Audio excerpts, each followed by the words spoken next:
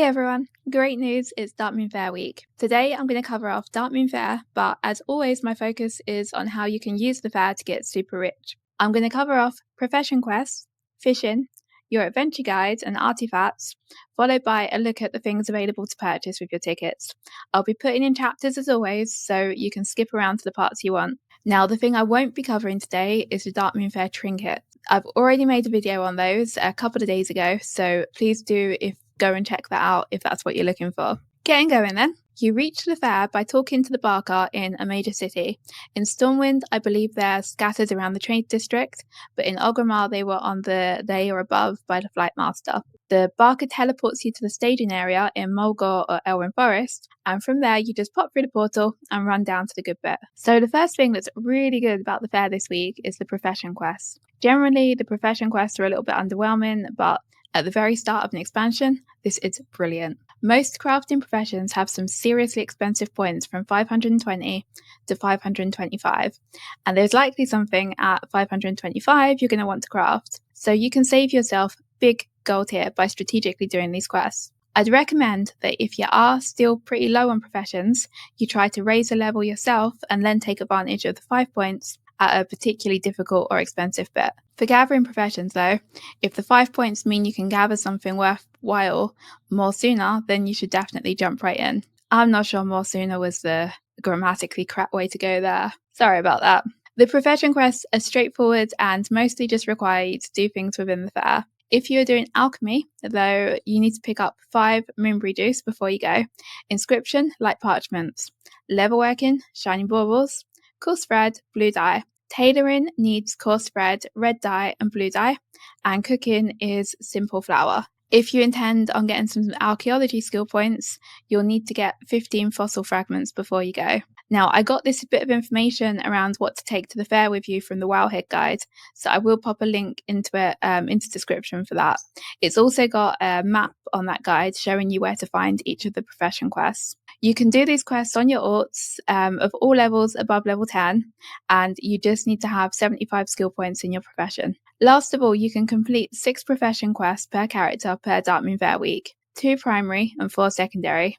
You'll get an achievement when you complete all 6. Next up then is Darkmoon Fair fishing. Anyone who's played Season of Discovery is well versed on the fun, or not fun, that is shipwrecks and crates. Around the entire Darkmoon Island, slightly out to sea, you will need some kind of water walking ability, as they're too far out to fish from the shore. You find wrecks. Now these shipping wrecks tend to be around the big rocks, which I guess makes sense, since the ships are probably hitting them. The sealed crates that you can fish from them contain level 85 materials. Darkmoon firewater, ember silk cloth, obsidian ore, elementium ore, various herbs, heavy savage leather, and some vendor food and drink. The Darkmoon firewater, that I don't know any other place to get that other than fishing right now.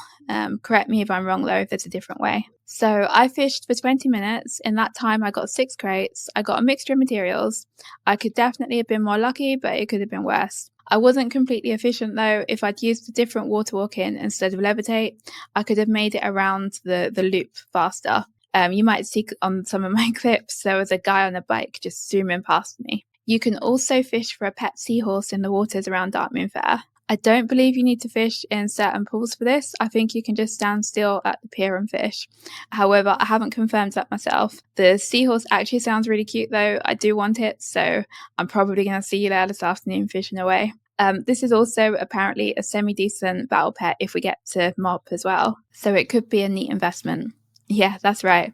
I just made my first Mr. Pandaria Classic Battle Pet investment call 6 days into Cataclysm Classic. Next then, we have the Darkmoon Adventure Guides and how you can use yours for gold. The Adventure Guide is one of the first things you get when you enter the Darkmoon Island zone, and when you have it in your inventory, it enables you to pick up artifacts. These artifacts can be used once each to hand in at the fair to get tickets. There's 9 of them in total. The artifacts are tradable. You can sell these at the auction house. There are 5 dungeon artifacts.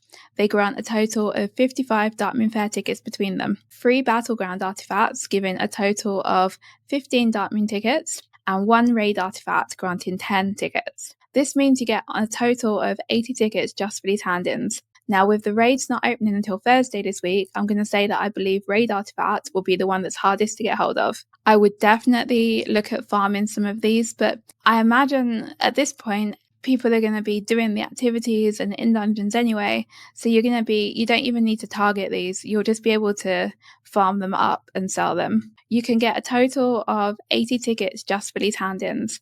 Now, I'm going to say I believe that the raid artifact is going to be the best seller and definitely should be worth you actually going and trying to get some of those to sell. You don't have the raid artifact is going to drop in a raid of your appropriate level, so it doesn't need to be 85. Instead, you can take your level 60 ult to a level 60 raid with some 85 to help you out. I assume this is going to drop from trash also. Remembering that collections are account wide now, so you can purchase these items to get tickets on your ults, and then anything you buy is going to be available on all your characters. Heirlooms cost between 110 and 160 Darkmoon tickets, so if you use the 80 from Artefacts and then farm an extra 30 from the other quests and minigames, you'll be able to purchase an heirloom, for example. The replica dungeon item sets for transmog cost between 55 and 75 tokens. So again, you can utilize even unplayed orcs to hand in artifacts. Pets and toys cost 1 to 90 tickets, and there are some mounts that are costing 180. Each character can earn 145 tickets per month, including hand-ins. So the artifacts should really be in high demand. Even though everyone's going to be generating a lot of dungeon ones in particular, the fact that you can then purchase these on all of your orcs is absolutely brilliant. You'll be able to churn these out and sell them at a decent rate. So this guide today has basically covered the ways that I intend to use Darkmoon Island this month. I hope it's helpful to you. If so, please do take a moment to give me a like and subscribe. I do really appreciate it. Thanks a lot. Bye!